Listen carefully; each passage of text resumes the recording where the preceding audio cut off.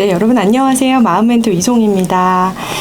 오늘 이제 오전에 저희 노가비 매니저가 리플리 증후군에 대해서 좀 강의를 하면 어떠냐라는 얘기를 좀 해줬어요. 그래서 이유가 뭐냐 그랬더니 자기가 이제 리플리 증후군인 것 같다. 또는 뭐 내 남편이 리플리 증후군인 것 같다. 이렇게 해서 문의 전화가 저희 상담센터에 굉장히 많이 들어오나 봐요. 그래서 오늘 주제는 가스라이팅과 리플리 증후군으로 해서 오늘 영상을 좀 찍으려고 하거든요. 근데 여러분 저는요 리플리 증후군을 그냥 주변에서 언뜻 듣기는 했지만 그게 뭔지 저도 한번 찾아봤어요. 무슨 말이냐면 저희가 DSM-5라고 한다고 했어요. 그러니까 정신의학 통계 편람. 그러니까 어떤 우리가 알고 있는 뭐 우울증이다, 조울증이다, 뭐 조현병이다 이런 정신 진단을 통계하고 그거에 대해서 국어사전처럼 나와 있는 편람이죠. 거기에 리플리 증후군이라는 게 없어요. 그러니까 뭐냐면 여러분들이 최근에 이제 듣는 이제 어떤 신조어 같은 거죠. 그래서 리플리 증후군에 대해서 저도 좀 찾아봤어요. 그랬더니 이제 이제 어떤 리플리라는 영화에서 가지고 온 말이고, 그리고 그게 이제 뭐 이런 것들이죠. 거짓말을 자기가 하다가 그거를 진짜로 그냥 믿어버리는 상태다라고 이제 얘기를 보통들은 하더라고요. 근데 그런 분을 여러분 실제로 정말로 보셨어요? 그거는 제가 볼 때는 있을 수가 없어요. 무슨 말이냐면 이게 그러니까는 내가 거짓말을 하다가 실제처럼 믿었다. 그래서 그게 증상이다. 이런 말들 되게 조심해야 되는 말이거든요. 그러니까 사실은요 그 가스라이팅을 하는 어떤 가해자든 뭐 피해자든 뭐 우리도 거짓말을 많이 할 수 있죠. 그렇죠? 근데 이제 그렇게 거짓말을 할 때 그거를 모르고 처음에는 자기가 하다가 그걸 진짜처럼 믿어버린다? 그거는 아닐 것 같아요. 아니에요. 왜냐하면 사실은 다들 알고 있거든요. 그러니까 내가 거짓말을 하는 거를 모르고 한다? 그런 거는 있을 수가 없는 일이죠. 근데 다만 본인이 이제 그런 것들을 이제 빠져나가려고 하다 보면 뭐 할 수 있는 뭐 하나의 변명일 것 같아요. 변명일 것 같고요. 그리고 이제 어떤 망상하고는 좀 다른 게 이렇게 망상은 하나의 증상이잖아요. 망상하고는 다를 수밖에 없는 게 망상은 어떤 사회 문화적으로 잘못된 믿음이에요. 그러니까 예를 들면은 이거 여기에다 독 탔지 뭐 이런 말 또는 뭐 그 사람이 나를 뭐 좋아하는 것 같다 뭐 관계적인 사고 관계 망상 뭐 또는 피해 망상이라고 하는데 이거는 어떤 사회 문화적으로 되게 말도 안 되는 얘기들이란 말이에요. 그래서 여러분들이 이제 말씀하시는 그 리플리 증후군하고 망상은 또 다른 얘기이거든요.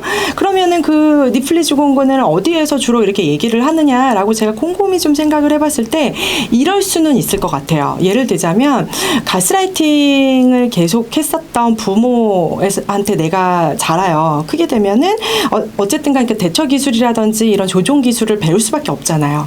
그죠? 그러니까 나도 모르게 이렇게 배운단 말이야. 그거를 저희가 벼룩이 옮았다라고 얘기를 해요. 벼룩 아시죠? 그러니까 이제 이 같은 거죠. 그러니까 이 사람이 개나 뭐 고양이한테 있었던 그 벼룩이 나한테 옮았다라고 표현을 하는 거예요. 그래서 이 가스라이팅을 하는 보호자로부터 그런 어떤 잘못된 대처 기술이라든지 이런 걸 배우게 돼요. 그래서 예를 들자면은 저희 피해자 중에서 이런 분이 있어요.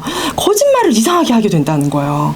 그러니까 안 하고 싶은데 자꾸 거짓말을 막 하게 된대요. 그러니까 굳이 그 상황 자체가 거짓말을 안 해도 되는 상황이거든요. 근데 나도 모르게 거짓말을 하는 거예요. 그때 순간을 그냥 벗어나려고. 그러니까 이런 것들이 어떻게 돼요? 가스라이팅을 했었던 보호자, 부모로부터 이제 어떤 옮게 된 거죠. 그래서 거짓말할 필요가 없는데 그런 거에 대해서 계속 거짓말을 하게 되거나 또는요 이런 경우도 있어요. 그러니까 삶 자체가 드라마틱하지 않으면 내가 왠지 불안한 거예요. 그러니까 내가 과거에 그렇게 살아왔기 때문에 항상 엄마한테 아빠한테 내가 구박받았고 또는 이제 항상 불안한 상태를 늘 가지고 있게 되고 분노 성향도 늘 갖고 있고 그거 자체가 나다 보니까 내가 어떤 삶을 그냥 좀 안정적으로 지내도 괜찮은데 굉장히 드라마틱한 삶을 원한단 말이에요. 그러면 그 드라마틱한 삶을 연출하려면 어떻게 돼요?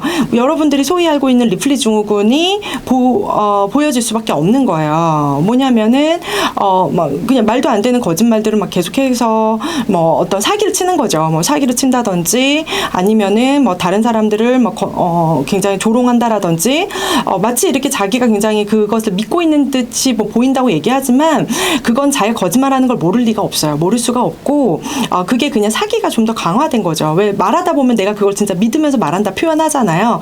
그런 것일 뿐이지 절대 이제 증후군이다 이런 말 함부로 붙이면 절대 안 되는 말인 것 같아요. 왜냐하면 그 말 사실 되게 조심스러운 거거든요. 왜냐하면 그거를 증상이다, 어떤 병이다라고 우리가 정의를 내리는 순간부터 사실은 정말 어떤 증상으로 인해서 고통받고 있는 분이나 또는 어떤 치료가 정말 필요한 분들에게 있어서 범죄가 자칫 그렇게 이름 붙여질 수 있다라는 거죠. 그래서 절대 그거는 아닌 것 같고요. 근데 이제 아까 말씀드렸던 것처럼 다만 내가 가스라이팅의 피해자로서 되게 오랜 시간 동안 만약에 지내게 돼요. 그러다 보면은 이제 어떤 리플리 증후군이라고 표현하는 그런 것들에 계속 이렇게 노출이 될 수가 있다라는 거죠. 그러니까 거짓말을 계속 내가 하게 되던가 또는 어떤 드라마틱한 어떤 삶, 내가 마치 무슨 영화의 한 주인공처럼 너무 막 불안하게 관계에 있어서도 굳이 그렇게 하지 않아도 되는데 막 불안하게 행동을 하거나 이럴 수가 있다라는 거죠. 또는요. 그러니까 직접 말하는 것보다 상대를 되게 교묘하게 조종하는 경우가 있거든요.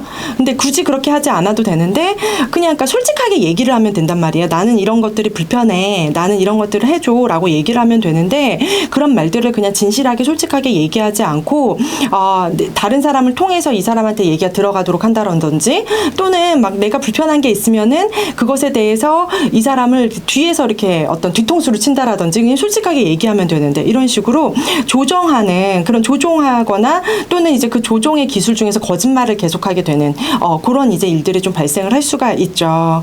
그래서 또 이런 것들도 있을 수 있는 것 같아요. 그러니까 이 사람이 나한테 관심이 없어요. 그런데 그 사람이 나한테 되게 관심을 가질 수 있도록 계속 주목받으려고 거짓말을 자꾸 하게 된다든지 뭐 이런 경우가 있을 수 있다라는 거죠. 그래서 이제 다시 오늘 정리를 하면 리플리 증후군이라는 말 절대 함부로 쓰면 안 된다. 저는 솔직히 임상 장면에 있으면서 그런 분 본 적 없어요. 근데 다만 그런 얘기가 왜 나왔을까를 생각했을 때 너무 거짓말을 정말 그냥 자연스럽게 막 하게 되거나 사기친다고 하죠. 사기를 너무 자연스럽게 친단 말이에요. 그거는 사기꾼은 사기꾼인 거죠. 그리고 거짓말을 하는 사람은 그냥 거짓말하는 사람인 거예요. 그걸 무슨 증후군이다 신드롬이다 이렇게 하는 거 진짜 주의하셔야 되는 말인 거죠.